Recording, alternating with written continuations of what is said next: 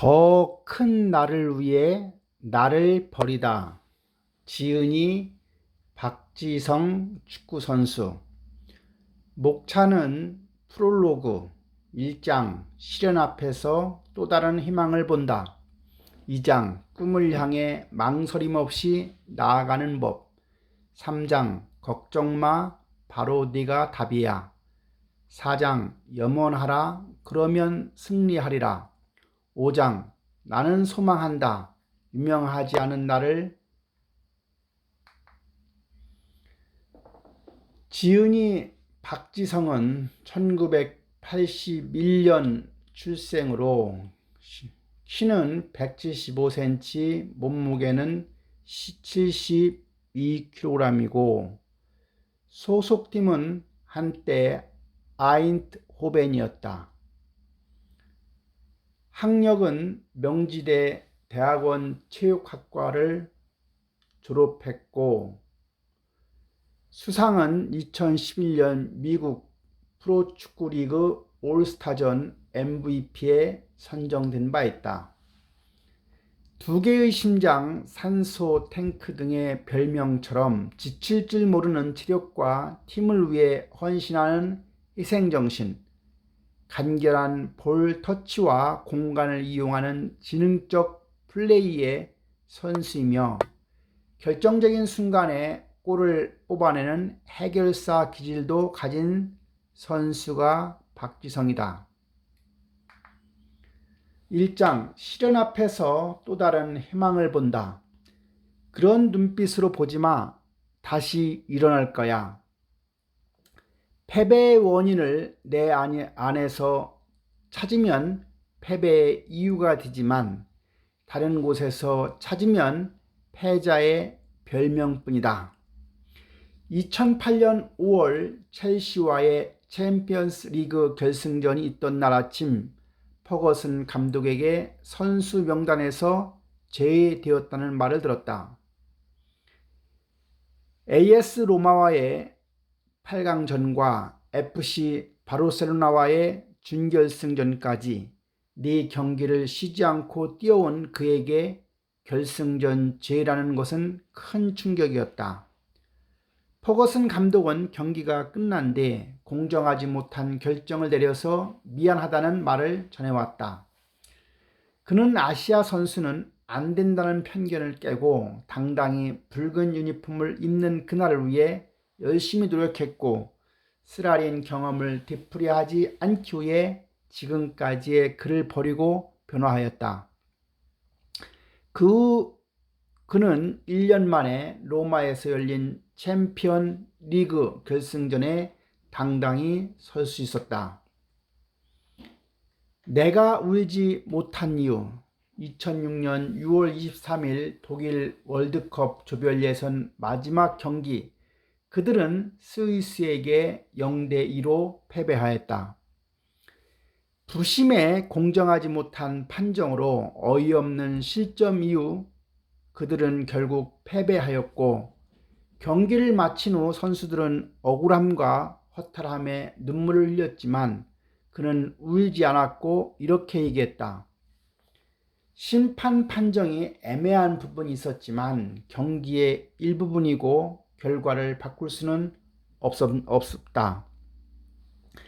월드컵 원정 첫 승에 만족할 수밖에 없어 아쉽지만 우리가 더 노력해야 합니다.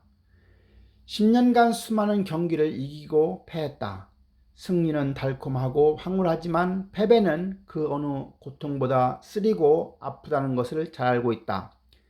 그렇지만 진정한 강팀은 모든 경기에서 승리하는 것보다 패배의 충격에서 빨리 벗어날 수 있느냐에 달려있다.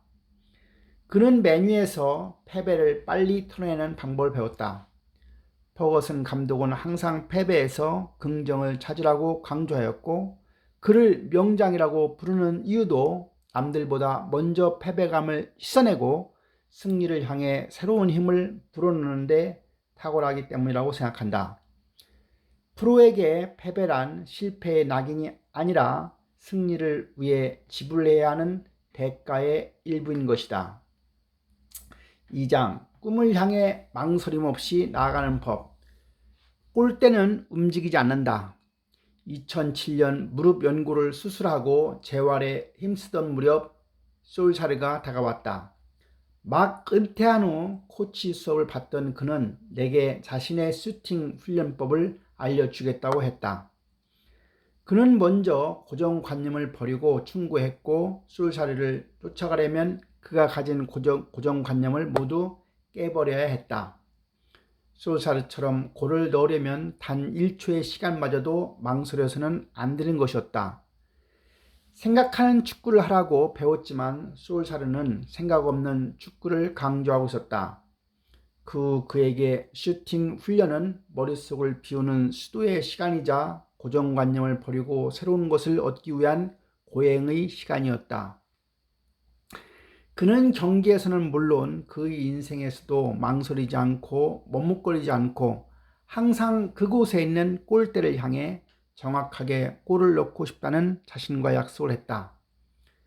그 이후 라이벌 리버풀과 맞붙었던 2010년 3월 22일 절박하게 승리를 갈구하던 7만여 팬들 앞에서 결승 헤딩골을 터뜨리던 그때 나는 솔샤르가 말하던 슛의 의미를 조금이나마 몸으로 깨달았다. 긱스에게 배운 상처받지 않는 가슴. 2008년 초 긱스는 언론과 팬들로부터 노쇠했다는 평가를 들었다. 그는 맨유의 전성기를 이끈 살아있는 전설도 비판의 대상이 되어야 하는 세상은 정말 냉정한 것 같다고 생각했다. 하지만 긱스의 답변은 상상 이상이었다. 비판을 받는 것은 맨체스터 유나이티드 선수가 되는 것의 일부다.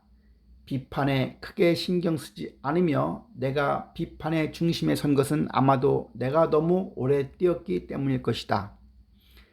그는 비판마저도 진정한 맨유 선수가 되는 길이라고 말하고 있었고 긱스의 인터뷰는 그에게 비판에도 당당해지는 법을 일러주었다. 그 긱스는 위건 애슬레틱과 시즌 마지막 경기에서 후반 35분 쐐기골을 뽑아내며 맨유의 17번째 우승을 확정지었다.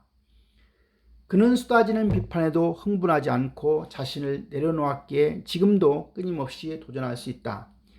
진정한 프로는 칭찬도 컨트롤할 수 있는 능력과 비난에도 상처받지 않는 심장을 가진 긱스 같은 사람이다. 3장 걱정마 파로 네가 답이야. 나에게 묻다. 왜 여기까지 왔는가? 가끔 사람들은 그에게 왜 이곳 맨체스터까지 왔느냐고 묻곤 한다.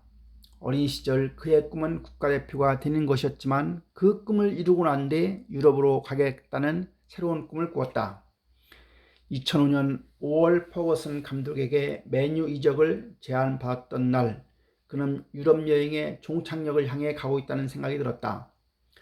가끔 슬럼프에 빠져 결장이 잦아질 때면 사람들은 그에게 다른 팀으로 이적하라고 조언한다.